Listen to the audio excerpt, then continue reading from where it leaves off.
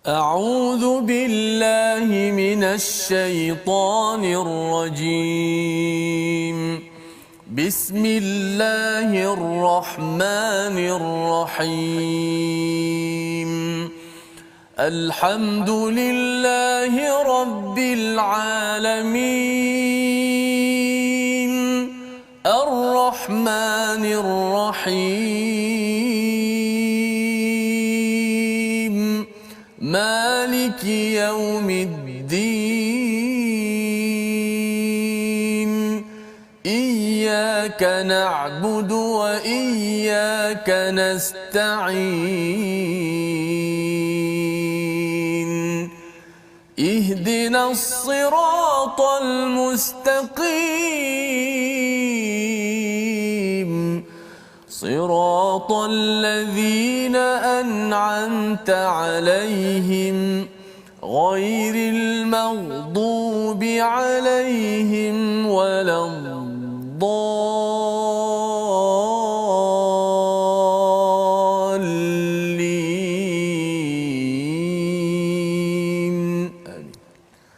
Assalamualaikum warahmatullahi wabarakatuh. Alhamdulillah wassalatu wassalamu ala Rasulillah wa ala alihi wa man wala syada la ilaha illallah syada Muhammadan abduhu wa rasuluhu. Allahumma salli ala sayidina Muhammadin wa ala alihi wa sahbihi ajma'in. Amma ba'du.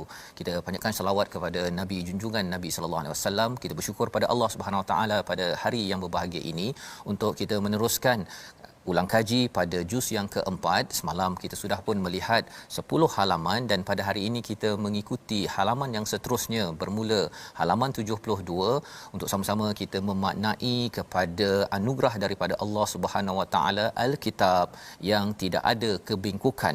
Walam yaj'al lahu iwaja, yang Allah nyatakan dalam surah Al-Kahfi ayat yang pertama. Maka pada hari ini kita bersama dengan Ustaz Tirmizi Ali. Wah Ustaz.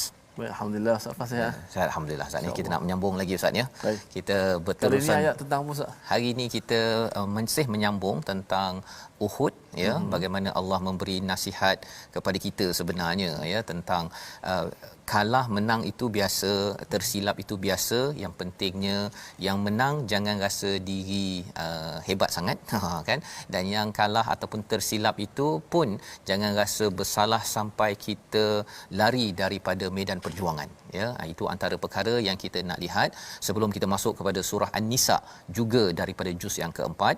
Maka mari sama-sama kita mulakan dengan doa ringkas kita. Subhanakala ilmalana illa ma 'allamtana innaka antal alimul hakim. Rabbi zidni ilma. Jadi tuan-tuan yang ingin berkongsi di Facebook boleh share, boleh kongsikan, beritahu pada kawan kita nak ulang kaji juz keempat. Kalau ada yang sudah dapatkan nota Quran Time ya, boleh dah buka ya, bersedia kepada halaman 72. Kita nak memulakan dengan ayat 166. Allah mengingatkan kepada kita bahawa apa saja yang berlaku hatta di medan pertempuran, sebenarnya semua itu adalah satu rahsia yang penting yang kita ingin maklumi daripada ayat 166. Jom kita baca bersama insya-Allah. Silakan Ustaz. A'udzubillahi minasyaitonirrajim. Bismillahirrahmanirrahim.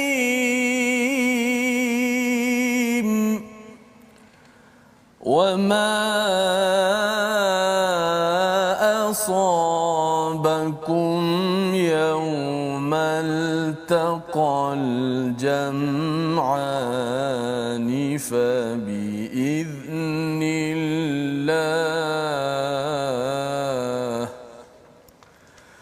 وما أصابكم يوم التقى الجمعان فبإذن الله.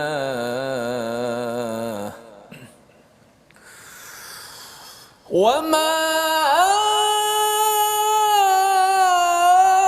أصابكم يوم التقى الجمعان فبإذن الله وليعلم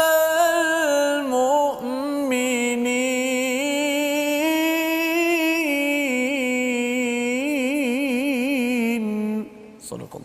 Surah Al-Azim. Dan apa yang menimpamu ketika terjadi pertempuran di antara dua pasukan itu adalah dengan izin Allah dan agar Allah menguji siapa orang yang benar-benar beriman. Ini adalah analisis sekali lagi berkaitan dengan perang Uhud.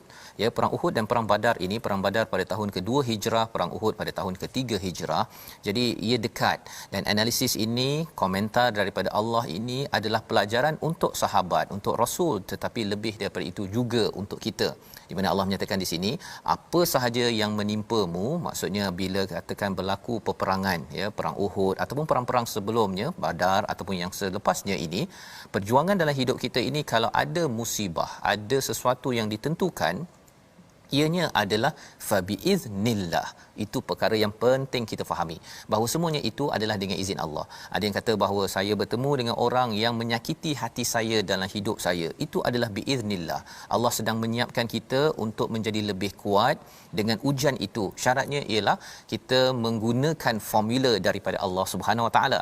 Ya, kita berpegang kepada Allah, bukannya kita menyalahkan orang tersebut dan juga kita rasakan bahawa hidup selesai ataupun habis tamat disebabkan alih wujudnya orang-orang yang mungkin merosakkan, yang menyakiti hati kita. Itu adalah orang yang tidak memfokuskan kepada keimanan, padahal di hujung itu Allah menyatakan waliya'lamal mu'minin, iaitu agar Allah menguji siapa orang yang benar-benar beriman. Orang beriman tidak hanya dia rasa dia cakap saya beriman, tetapi dia tidak bersedia untuk diuji. Dia package. Sebagaimana nanti kita akan belajar daripada surah 29, surah Al-Ankabut. Kalau dia cakap beriman, maka terus Allah akan menguji. Tak beriman pun Allah uji. Apatah lagi kalau kita nak mendapat ganjaran syurga daripada Allah Subhanahu Wa Taala. Jadi pada halaman 72 ini Allah bercerita tentang orang yang berjuang, ya, bila mereka ini terbunuh di medan perang. Allah kata bahawa mereka ini ahya inda rabbihim, mereka ini hidup di sisi Allah. Allah memberi rezeki kepada mereka. Malah mereka mengharapkan orang lain juga kalau boleh bersama, ya, berjuang, dan kalau katakan syahid bersama dengan mereka, dan kalau masih lagi tidak syahid, mereka ini terus berjuang menuju kemenangan di atas muka bumi ini. Jadi ini adalah motivasi daripada Allah kepada orang-orang beriman. Dan disambung lagi pada halaman 73, di mana ada cabaran. Ya, bila nak semangat ni biasalah ada musuh yang akan menakut-nakutkan, yang akan menyebabkan seseorang itu tidak mahu pergi berjuang, bukan sekadar di medan perang tetapi dalam hidup pun. Malas nak pergi kerja, takut nak buat itu, takut nak buat ini. Kita baca ayat 175 bersama Ustaz Tirmizi. Silakan Ustaz. InsyaAllah terus kita membaca pada ayat 175. A'udzubillahi minasyaitanir إنما ذلكم الشيطان يخوف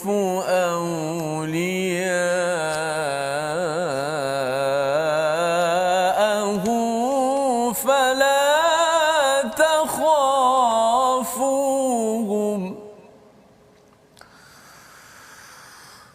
إنما ذلكم الشيطان يخوف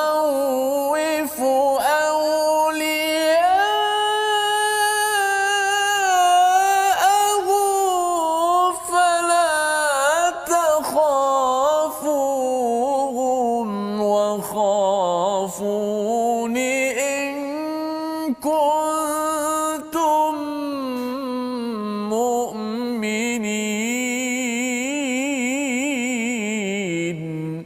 صدق الله العظيم. Sesungguhnya mereka hanyalah syaitan yang menakut-nakutkan kamu dengan teman-teman setianya. Oleh itu janganlah kamu takut kepada mereka, tetapi takutlah kepadaku jika kamu orang-orang yang beriman. Sambungan daripada ayat sebelumnya, ya, pada ayat 174 itu, maka mereka kembali dengan nikmat dan kurniaan yang besar daripada Allah. Mereka tidak ditimpa suatu bencana dan mereka mengikuti keredaan Allah.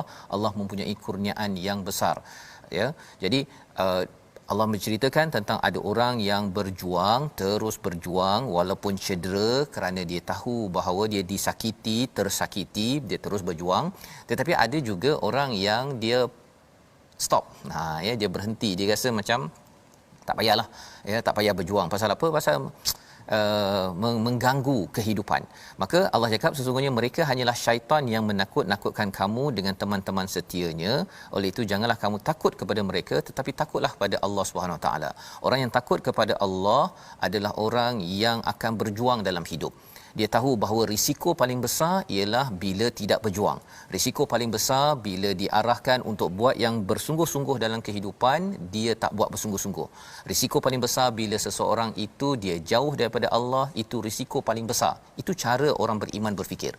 Tetapi orang yang tidak beriman, dia rasa bahawa kalau dia tak pergi berjuang, dia duduk relax, kalau dia pergi bekerja pun dia duduk goyang kaki, yang penting hujung bulan dia dapat gaji contohnya, ataupun dia ambil daripada sumber-sumber yang tidak betul, maka itu akan menyebabkan dia mungkin dapat kemewahan, dia dapat kesenangan jangka masa pendek, tetapi jangka masa panjangnya tidak seperti mana yang kita belajar dalam halaman 72.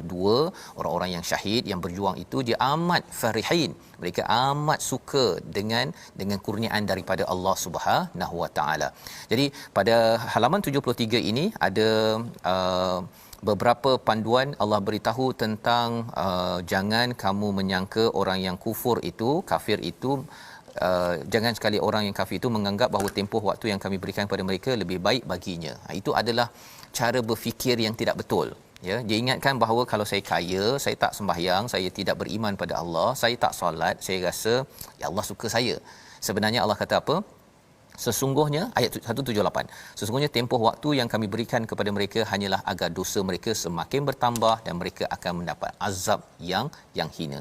Allah bagi peluang, tetapi kalau katakan itu menyebabkan makin sombong, Allah bagi lagi, habiskan, dapatkan segala-galanya di dunia, akhirat no way, kamu akan mendapat kehinaan. Dan ini disambung pada halaman 74 ya. Pada halaman 74 ini kita diingatkan bagaimana mindset orang beriman, dia selalu ingin berjuang ya, sanggup sampai di medan perang, pasal pada akhirnya kita semua akan merasai mati. Kan, sama ada di medan perang ke, atas katil ke, apa ketika memandu ke ustaz ya, pasti akan merasai mati. Setiap nafas kita bernafas ini, kita keluar satu nafas ya, maksudnya kita makin dekat dengan apa yang dinamakan sebagai al-maut. Setiap nafas, kullu nafsin, setiap diri ya, diri yang bernafas tu, nafas je dah dekat dah dengan mati. Apa ayatnya? Ayat 185 daripada halaman 74 surah Ali Imran. Kita baca bersama Ustaz Tirmizi. A'udzubillahi minasyaitanir rajim. كل نفس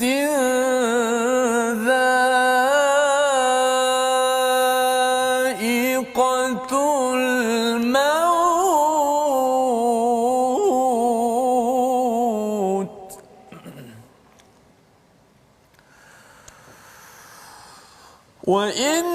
وإنما توفون أجوركم يوم القيامة فمن زحزح عن النار وأدخل الجنة فقد فاز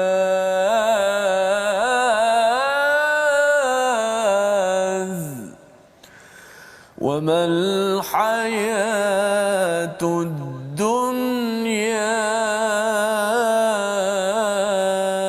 إلا متاع الغرور.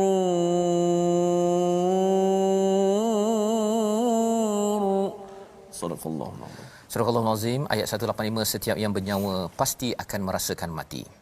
Dan hanya pada hari kiamat sajalah disempurnakan balasan bagimu. Barang siapa yang dijauhkan daripada neraka, dimasukkan dalam syurga, sesungguhnya dia memperolehi kemenangan. Faz, ya, mempunyai kemenangan.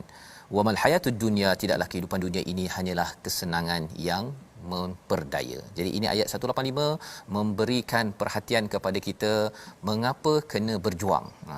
pasal semua orang akan merasai mati. Setiap nafas kita bernafas itu sebenarnya kita dah rasa sikit. Lagi banyak lagi orang itu bernafas, lagi dia makin bertambah umur, makin lagi sakit-sakit badan. Sebenarnya dia sudah makin dekat dengan satu saat yang dinamakan kematian. Jadi Allah menyatakan kalau alang-alang dah semua orang mati ini, Allah akan berikan ganjaran pada hari kiamat pada siapa yang berjuang, sebagaimana ayat-ayat yang kita belajar pada halaman 74. Tapi dan dalam masa yang sama ialah kita berjuang ini untuk mengelakkan daripada api neraka Allah Subhanahu Wa Taala. Inilah yang digelar sebagai seorang yang benar-benar berjaya. Jadi kalau kita tidak memahami kebenaran daripada surah Ali Imran ini, daripada kebenaran daripada Allah, kita mungkin akan tertipu dengan dunia ini. Kita rasakan bahawa tak payah berjuang, hidup hanya sekali. Contohnya pemahaman yang silap. Padahal hidup bukan hanya sekali di sini. Di sini hanyalah sebahagian kehidupan. Kehidupan betul-betul ialah al-hayah yang berlaku selepas kita meninggal, selepas kita mati. Maka baiklah alang-alang mati kita adalah mati yang boleh membawa dekat kepada ilahi. Berbanding dengan ada orang yang dia enjoy, dia hidup kat sini, dia ikut saja, dia tak nak ikut kepada Al-Quran, tidak mahu beriman, dia mati dan selepas itu dia diberikan neraka yang amat ngeri. Jadi cara berfikir begini adalah cara berfikir yang diajarkan dalam Al-Quran.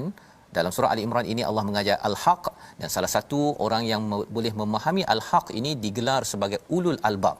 Apakah cara mereka? Kita lihat pada halaman 75 pada ayat yang ke-191. Mereka ini selalu berzikir dan berfikir. Jom kita baca ayat 191. Baik. Auzubillahi minasyaitanir الذين يذكرون الله قياما وقعودا وعلى جنوبهم ويتفكرون في خلق السماوات والأرض ويتفكرون في خلق السماوات والأرض ربنا ما خلقت هذا باطلا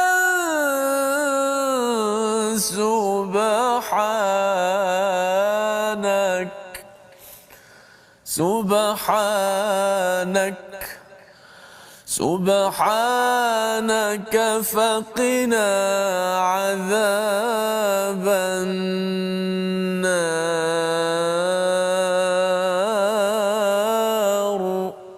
اللهم آمين. Amin ya Rasulullah. Iaitu orang yang mengingat Allah sambil berdiri, duduk atau dalam keadaan berbaring, dan mereka memikirkan tentang penciptaan langit dan bumi seraya berkata, ya Tuhan kami, tidaklah Engkau menciptakan semua ini sia-sia. Maha suci Engkau, lindungilah kami daripada azab api neraka. Inilah ciri ulul albab, ya, orang yang betul-betul boleh menggunakan akalnya untuk berinteraksi dengan ayat-ayat kebesaran Allah Subhanahu Wa Taala. Dan orang ulul albab ini ia menyebabkan dia berzikir dan bertafakur, ya, dua-dua perkara itu berlaku. Zikir, mengingat pada Allah, dan berfikir melihat kepada alam ini, dan dia boleh mengaitkan balik bahawa semua apa yang Allah jadikan ini adalah tidak sia-sia. Dia merasakan Allah ini sempurna, subhanak, dan terus dia memohon pada Allah faqina azabannar. Dengan keinginan untuk menjauhkan daripada azab api neraka ini, mereka berjuang. Ya, mereka berjuang, dan inilah yang diadun sebenarnya dalam surah Ali Imran yang ada 200 ayat. Yang kita nak lihat lagi pada ayat terakhir, ayat 200, mengingatkan kepada kita kalau nak berpegang kepada al-haq, kepada kebenaran, ia ada formula.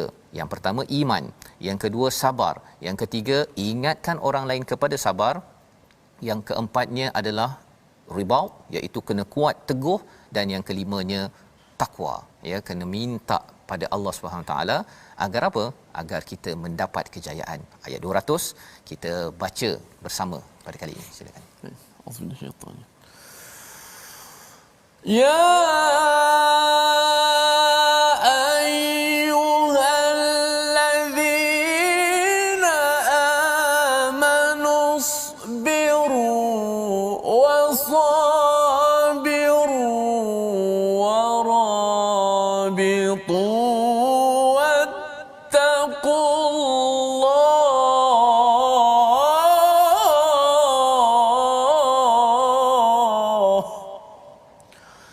واتقوا الله لعلكم تفلحون.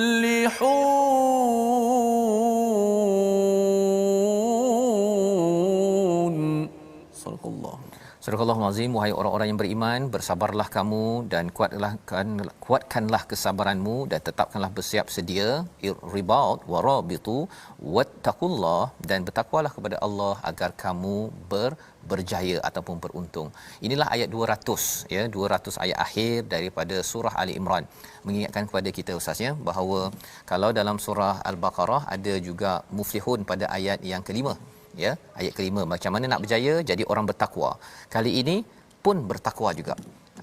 Yang Ustaz ada kongsi sebelum ni Ustaz ya, bila Allah bagi tahu tentang ciri orang bertakwa ini, Allah tak letak dalam satu muka surat.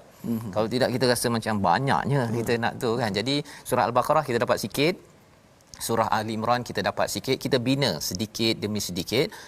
Al-Quran ini pun sebenarnya dalam ayat yang kedua Ustaz ya, yang awal dulu kita baca, mungkin tuan-tuan boleh, ini nak ulang kaji kan. Betul. Kita tengok balik, Allah menggunakan perkataan pada ayat ketiga tu nazzala alaikal kitab ya.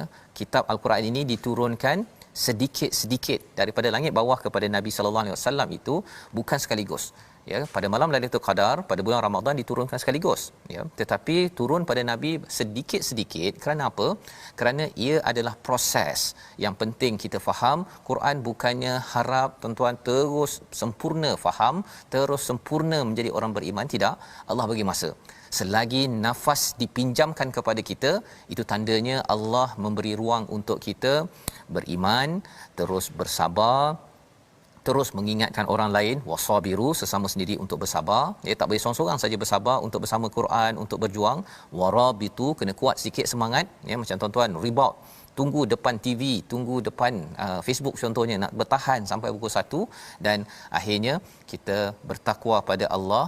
Kerana takwa itu kita betul-betul serius minta tolong Allah, tolong jauhkan daripada cabaran hidup ini dengan pertolongan daripada Allah. Allah kata kalau ikut pada langkah-langkah ini la'allakum tuflihun ya, kalau betul-betul insya-Allah boleh berjaya. Jadi ini adalah kesimpulan ataupun penutup surah Ali Imran. Kita ingin rehat sebentar, nanti selepas daripada rehat nanti kita nak menyambung surah keempat. Surah apa tuan-tuan? Surah An-Nisa, di mana kita akan melihat 5 halaman yang berbaki dalam juz yang keempat sebelum kita menutup tirai kita pada hari ini. Kita berehat sebentar. My Quran Time, baca faham amal insya-Allah.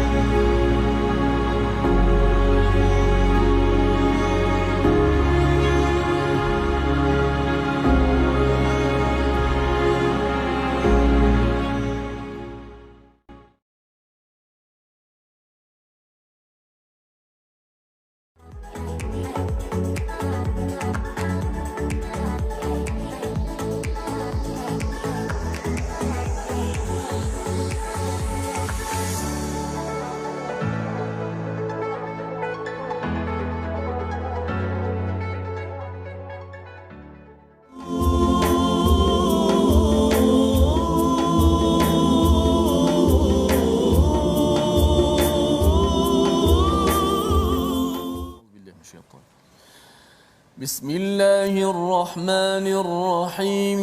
يا أيها الناس اتقوا ربكم الذي خلقكم من نفس واحدة اتقوا ربكم الذي خلقكم من نفس واحدة وخلق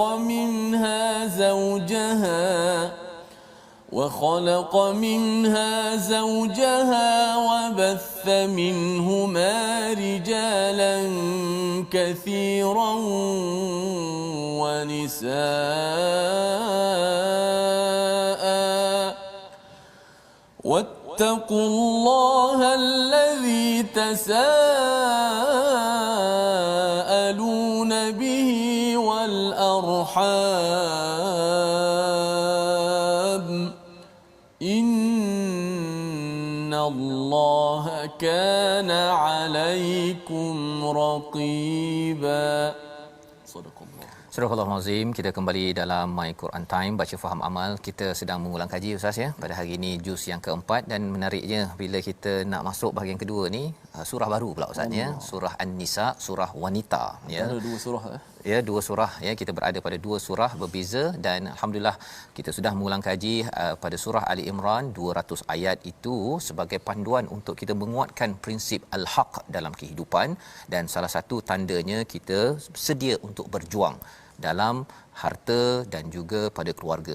Surah An-Nisa ini adalah satu lagi perjuangan menguruskan hal-hal kekeluargaan yang juga ada kaitan dengan harta. Jadi harta dan juga keluarga ini dua perkara yang sentiasa wujud, dan Allah memulakan pada ayat pertama, wahai manusia, bukan sekadar untuk orang beriman, wahai manusia, bertakwalah kepada Tuhanmu yang telah menciptakanmu daripada diri yang satu dan menciptakan pasangannya daripada dirinya, dan daripada kedua-duanya Allah mengembangbiakkan lelaki perempuan yang banyak. Bertakwalah kepada Allah yang dengan namanya kamu saling meminta, dan dengan hubungan kekeluargaan sesungguhnya Allah selalu menjaga dan mengawasimu. Apakah mesej yang ada dalam ayat ini? Kita bersama dengan rakan-rakan kita di online. Kita mulakan dahulu dengan Ustaz Zaim online. Bismillahirrahmanirrahim. Ayat ini mengingatkan kita sama-sama, mengingatkan diri saya tuan-puan, bahawa sesungguhnya takwa ini sangat penting. Kerana apa diulang perkataan takwa ini sebanyak 2 kali dalam ayat ini? Kerana apa kita kena perlu bertakwa tuan-puan adalah kerana saya dan kita semua tuan-puan diciptakan daripada Adam dan juga Hawa. Dan daripada dua orang ini maka berkembang biaklah manusia sehingga terciptalah kita pada hari ini. Dan kenapa kita kena bertakwa dalam ayat ini? Allah ingatkan bahawa kita ini sentiasa meminta kepada Allah Subhanahu Wa Taala atas nama-namanya yang indah. Maka dengan itu tuan-puan, kita diingatkan bertubi-tubi dalam ayat ini supaya kita sama-sama bertakwa kepada Allah Subhanahu Wa Taala. Wallahu a'lam bissawab. Terima kasih diucapkan pada saudara Ustaz Zaim ya, mengingatkan kepada kita agar bertakwa ya, kerana bila kita bertakwa kita sedar bahawa kita ini adalah manusia datang daripada Adam dan Hawa, dan perlu kita menjaga salah satu daripadanya adalah arham ya, kita menjaga hubungan silaturahim di kalangan kita. Itu adalah asas penting, tanda kita ini amat dekat dengan Allah Subhanahu Wa Taala. Jaga hubungan sama manusia, tanda kita makin dekat dengan Allah Subhanahu Wa Taala. Ini ayat pertama mengingatkan kepada kita asas apakah isi daripada surah An-Nisa ini berkaitan dengan hubungan sesama manusia. Salah satu hubungan yang telah dirosakkan dalam jahiliah ialah hubungan dengan manusia yang bernama wanita. Mungkin itu ibunya, mungkin itu kakaknya, mungkin itu adiknya, tetapi wanita dipandang second class, kelas kedua dalam jahiliah. Al-Quran mengangkat golongan wanita ini sama tahap dengan lelaki. Yang mulia adalah kerana takwa. Itulah key point pada ayat pertama, dan terus dibawakan dalam halaman pertama ini tentang hubungan kepada wanita, kepada anak yatim, orang-orang yang dipandang sebelah mata dalam masyarakat sebelum Islam sampai. Dan kita mendoakan bila kita dah faham perkara ini, kita memastikan bahawa kita tidak memandang sebelah. Semua orang ada hak, semua itu perlu dijaga silaturahimnya. Itu pelajaran pada halaman 77. Kita pergi pada halaman 78 di mana kita dibekalkan tentang bagaimana tentang hubungan ataupun hak faraid ya, kalau katakan ada harta peninggalan dan sebagainya. Kita nak baca daripada ayat ke-10 Ya, ayat ke-10 ini mengingatkan kepada kita bahawa jangan makan harta anak yatim. Salah satu mesejnya. Jom kita baca bersama dengan Ustaz Tirmizi. Baik, ayat ke-10. Auzubillahi minasyaitonirrajim. Innal ladzina ya'kuluna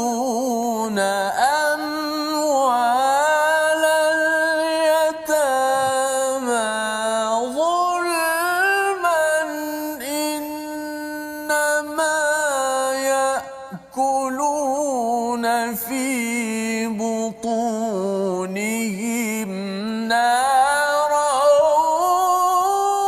وسيصلون سعيرا. Sesungguhnya orang-orang yang memakan harta anak yatim secara zalim, sebenarnya mereka itu menelan api dalam perutnya dan mereka akan masuk ke dalam api yang menyala-nyala, neraka yang dinamakan Sa'ira. Inilah ayat ke-10, kita mendengar tadabbur mesej daripada Puan Norini online. Bismillahirrahmanirrahim. Ayat ini sebenarnya mengingatkan kita janganlah kita sekali-kali memakan harta-harta anak yatim secara zalim, kerana ia adalah seumpama kita menelan api ke dalam perut kita sendiri dan akhirnya ke neraka Jahannamlah tempat kita.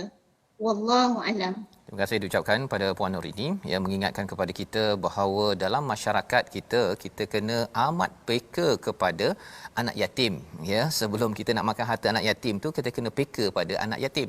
Pasal khawatir kadang-kadang kita rasakan bahawa tak okey kot kan. Saya berjual beli, saya ambil makan sini sana, tapi rupa-rupanya harta yang kita makan itu, ya, adalah harta anak yatim yang sebenarnya kita rasa macam masuk nasi dalam perut, tapi rupa-rupanya itu adalah api neraka. Kita menempah api neraka, naudzubillahi min zalik. Jadi ini adalah mesej penting untuk kita masyarakat yang bersama Al-Quran ini. Tuan-tuan sekalian, kita kena peka dalam kawasan kita ada anak yatim ke tidak.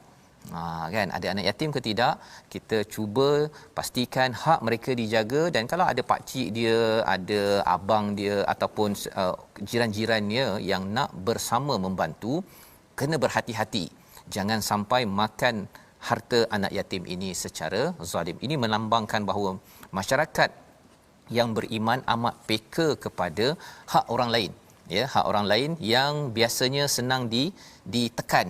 Siapa mereka? Anak yatim. Selain daripada yang selalu ditekan dalam masyarakat jahiliah adalah golongan wanita. Baik, kita nak bergerak kepada halaman ke-79, ya. Ayat halaman 79 ini tak banyak ayatnya Ustaz, ya. Ada 3 ayat saja. Ustaz nak baca yang mana satu Ustaz, ya. Kita ambil yang sedikit pendek. Yang panjang ini sebenarnya bercerita tentang bagaimana harta ataupun hukum faraid Ustaz, ya. Faraid, ya. Faraid itu maksudnya bahagian-bahagian ketika harta pusaka kepada saudara mara ataupun anak beranak pada pasangan suami isteri. Itu dijelaskan pada ayat 12. Yang itu perlukan pemahaman fokus betul-betul, kena pakai algebra sedikit untuk memahami dan nak menyelesaikan isu ini. Kalau tak faham sangat, kita tanya pada pakar. Tetapi apa yang ada pada ayat 12 ini dinamakan sebagai hudud. Sebagai hudud. Pada ayat yang ke-13 kita nak baca bersama agar kita jangan salah faham. Hudud bukan sekadar yang potong tangan, itu salah satu, tetapi menjaga faraid. Jangan sampai kita makan harta pusaka tanpa hak. Ada yang sampai di amanah raya 70-80 bilion harta tidak dituntut. Mengapa begitu berlakunya? Kerana ada isu tentang faraid yang dipandang kadang-kadang sepi oleh sebahagian daripada masyarakat. Kita baca ayat 13 untuk sama-sama kita fahami apa mesejnya. Silakan Ustaz. A'udzubillahi minasyaitonirrajim. Bismillahirrahmanirrahim. Tilka hududullah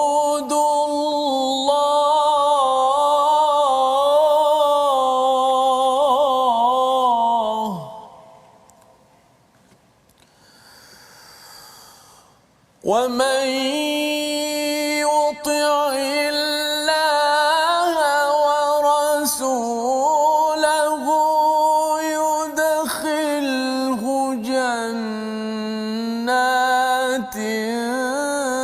تجري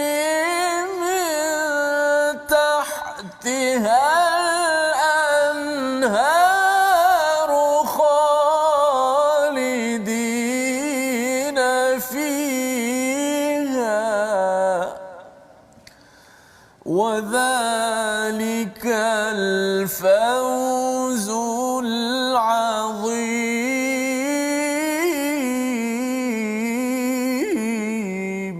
صدق الله. Itulah batas-batas Allah, barang siapa mentaatinya dan Rasulnya, dia akan memasukkannya ke dalam syurga-syurga yang mengalir di bawahnya sungai-sungai. Mereka kekal di dalamnya. Itulah kejayaan yang besar. Tadabbur bersama Cikgu Mas online. Terima kasih Ustaz. Bismillahirrahmanirrahim. Dalam ayat ini memperingatkan saya dan kita semua agar taat kepada Allah dan taat kepada Rasul, iaitu mengikut hukum-hukum yang telah ditetapkan. Kalau rujuk kepada ayat 12 iaitu hukum faraid lah Sebab ganjaran yang besar kepada orang-orang yang mengikut taat kepada Allah, insya-Allah akan diberi kemenangan yang agung, kemenangan yang kekal, iaitu syurga yang mengalir sungai-sungai di bawahnya. Wallahu alam. Terima kasih ucapkan pada Cikgu Mas menjelaskan kepada kita kalau kita taat pada Allah dan Rasul, kita akan jaga had dalam singular mufrad. Tapi kalau katakan jamaknya adalah hudud, kata banyaknya. Had Allah yang dimaklumkan dalam ayat sebelumnya ini berkaitan dengan wasiat, ada kaitan dengan faraid, kerana apabila had ini tidak dijaga, salah satu daripada isunya Cikgu Mas iaitu apa? Bergaduh. Bergaduh, dan ada yang sampai berbunuh kerana harta. Banyak kalau kita cakap tentang amanah raya tadi Ustaz sampai 70-80 bilion, bukan milion, bilion harta tidak dituntut. Pasal apa? Pasal isu faraid dan isu wasiat ini sendiri. Dah orang tu dah meninggal, katakan nama tanah tu atas nama si mati, macam mana nak tanya lagi dah. Nak diuruskan bukan mudah. Pasal dah mati. Jadi perkara ini dari sudut kita masyarakat awam ni, bagaimana pengetahuan yang sepatut kita ada berkenaan dengan faraid Ustaz sekurang-kurangnya? Paling kurang ialah kita kalau boleh buat wasiat atau, dan yang keduanya kita kalau tak tahu faraid, tanya pada pakar faraid. Kan, carilah pakar-pakarnya itu, pasal faraid ini dia ada dia punya pecahan-pecahannya. Dan kalau tersilap, kita takut makan harta pusaka pun salah juga kan, dan tidak boleh bias, tidak boleh berat sebelah. Kata rasa macam saya nak bagi anak saya lebih sikit ke, anak lelaki saya ke, anak perempuan saya pasal dia dulu jaga saya ke, perkara-perkara itu kalau nak bagi pada waktu hidup itu bukan faraid. Itu kalau nak istilahnya hibah. Kan? Pertama ada pengetahuan sedikit berkenaan dengan faraid. Kemudian rujuk pakar lah. Sebab dia main kira-kira ni bukan mudah. Bukan mudah Ustaz. Waktu matematik kalau tersalah dapat markah kosong pun tak apa lagi kan. Ini takut nanti di akhirat. Yang itu menakutkan. Itu sebabnya adik-adik yang belajar matematik tambahan, belajar betul-betul jangan main-main. Pasal apa? Khawatir nanti bab-bab ini kita tersalah walaupun 1/100 Ustaz tersalah 1/100, kalau hartanya 1 juta, berapa ringgit ribu yang dah dimakan itu ia tidak halal, tidak dibenarkan dan bila ayah dah meninggal, mak dah meninggal, bila harta dah ada, dia boleh bergaduh Ustaz pasal adik nak kereta, abang nak rumah, bukan sekadar main pilih-pilih je. Dia berasaskan kepada nilai yang tepat. Ini pelajaran halaman 79. Kita pergi pada halaman 80. Kita nak melihat kepada bagaimana ayat 80 ini. Kalau di atas itu ayat 15, dan siapa yang melakukan perbuatan keji di antara perempuan kamu, hendaklah terhadap mereka ada 4 saksi di antara kamu. Ini peraturan-peraturan dalam sebuah rumah tangga ataupun kepada hubungan sesama wanita Jadi ayat 17 kita nak baca. Ayat 17 ini adalah sebagai satu peluang kalau tersilap dalam beberapa perkara yang telah dijelaskan. Kita baca dahulu ayat 17 bersama Ustaz Tirmizi. Baik. A'udzubillah. Innamat tawbatu 'ala Allahi lilladzina ya'maluna as-su'a bijahalatin thumma yatubuna min qarib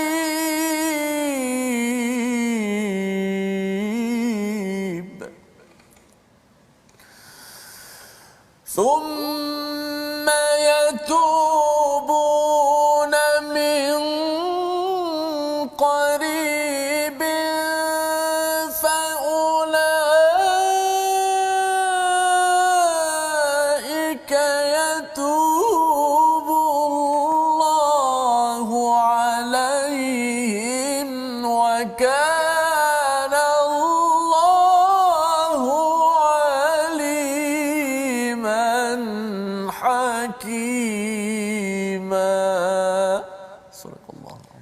Sesungguhnya taubat kepada Allah itu hanya layak bagi mereka yang melakukan kejahatan kerana tidak mengerti, bijahalah.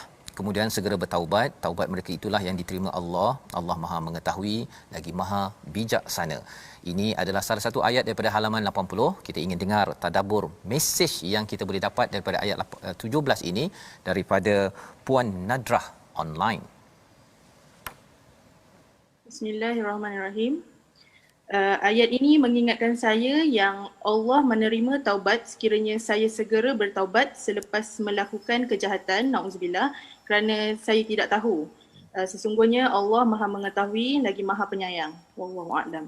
Nadrah, kalau saya tanya, kalau buat jahat tapi dah tahu macam mana, Allah terima ke tak terima taubat kita?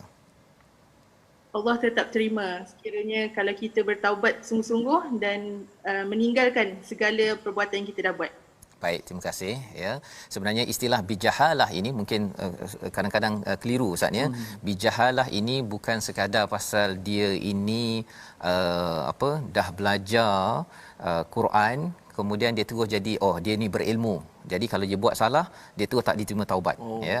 Bijahalah ini maksudnya adalah kadang-kadang kita ada ilmu tetapi orang jahil bukan kerana Abu Jahal itu dia tak ada ilmu, tetapi kerana dia ini tidak memanfaatkan ilmu yang ada dan dia tidak mengenal Tuhan yang sebenarnya. Orang yang tak kenal pada Tuhan sebenarnya, belajar Quran ke, dia banyak ilmu ke, tetapi bila dia tak sedar Tuhan ini amat powerful, amat kuat, berkuasa dan dia tidak rasa kedekatan kepada Tuhan, orang itu digelar sebagai jahil ya. Jadi bijahalah di sini ialah kita buat silap kerana kita ini, salah satu pendapat ulama ialah kerana kita mungkin belajar tetapi tidak cukup mencapai kepada tahap orang yang berilmu, yang kenal Allah sebenar-benarnya. Orang kenal Ustaz ya, kalau orang kenal kepada seseorang raja lah contohnya, dia akan buat berbeza dengan orang yang tak kenal raja. Kan? Kalau kita kenal ayah kita contohnya lah kan, ataupun kenal mak kita, kita tak akan buat apa yang mak kita tak suka. Tapi kalau kita tak kenal ya, kalau kita tak kenal, kesannya ialah kita pun rasa tak kisahlah kan, mak suka ke tak suka, itu maksudnya tak kenal. Maksudnya kita tidak betul-betul mencintai kepada mak kita. Jadi lebih daripada itu, walillahil masalul a'la, bagi Allah bila kita kenal maka kita cinta. Kalau kita cinta, maka kita tidak akan buat apa yang menyakitkan ataupun yang tidak disukai oleh Allah yang kita cintai. Jadi orang yang jahil, dia terbuat perkara ini, dia terus bertaubat min qarib, dengan cepat, maka Allah kata Allah akan terima taubatnya. Ini pelajaran pada halaman 50 ataupun halaman 80. Kita pergi pada halaman akhir pada halaman 81 pada ayat 20. Ya, ini cerita pasal keluarga ni. Coach Jamil di online, tapi kita baca dahulu ayat 20. Ustaz, silakan. Auzubillahi minasyaitanir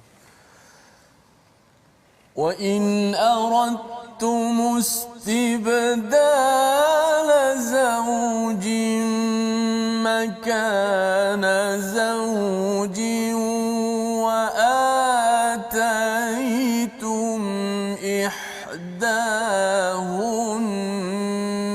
قِنطَارًا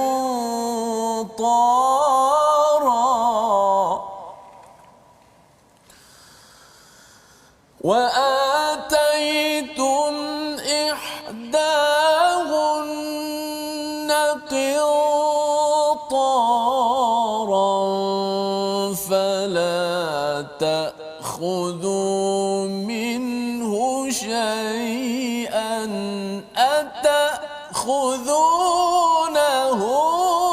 بُهْتَانًا وَإِثْمًا مُبِينًا. Dan jika kamu ingin menggantikan isterimu dengan isteri yang lain sedangkan kamu telah memberikan kepada seorang di antara mereka harta yang banyak, maka janganlah kamu mengambil kembali sedikit pun daripadanya. Adakah kamu akan mengambilnya kembali dengan jalan tuduhan yang dusta dan dengan dosa yang nyata? Coach Jamil online. Terima kasih Tuan Fazrul, Ustaz Tir. Ayat ke-20 surah An-Nisa. Dalam ayat ini Allah memberi soalan, Allah bertanya, dan soalan ini menjadi peringatan tegas untuk kita semua, terutamanya untuk suami, jangan nak mengenaya isteri. Yang mana isteri tu kalau cerita ni dalam ayat ini cerita dah bercerai dan ada isteri baru, pergi ambil harta, pergi enaya, memberi kata-kata dusta kepada isteri yang lama. Ini nak kena ingat para suami, jangan aniaya isteri, jangan secara khususnya isteri, umumnya keluarga. Ingat, Allah Ta'ala memerhati kita. Wallahu a'lam. Terima kasih diucapkan pada Coach Jamil. Ya, kalau kita ambil kata kuncinya, jangan aniaya. Ini adalah tanda betapa Islam mengangkat hak wanita, walaupun si suami sudah memberikan qintara, memberikan harta yang banyak, jangan diambil. Kita berdoa pada Allah SWT, Allah pimpin kita menjadi umat yang adil dengan panduan daripada surah An-Nisa. Silakan Ustaz.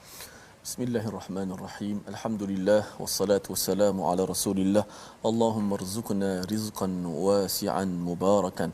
Ya Allah, ya Tuhan kami, kurniakanlah kepada kami rezeki yang luas ya Allah, rezeki yang barakah ya Allah, rezeki yang halal lagi baik dan barakah ya Allah. Berkatilah apa-apa sahaja yang Kau anugerahkan kepada kami ya Allah. Ya Allah, jauhkanlah kami daripada rezeki yang haram ya Allah. Jauhkanlah kami daripada memakan harta-harta yang kami ambil daripada sumber yang haram ya Allah. Jauhkanlah ya Allah, janganlah bagi dia tumbuh dalam darah-darah daging kami ya Allah. Kami ini lemah ya Allah, kami ini insan lemah, kami jahil ya Allah. Kami mengharap akan pertolongan dan rahmat daripada-Mu ya Allah.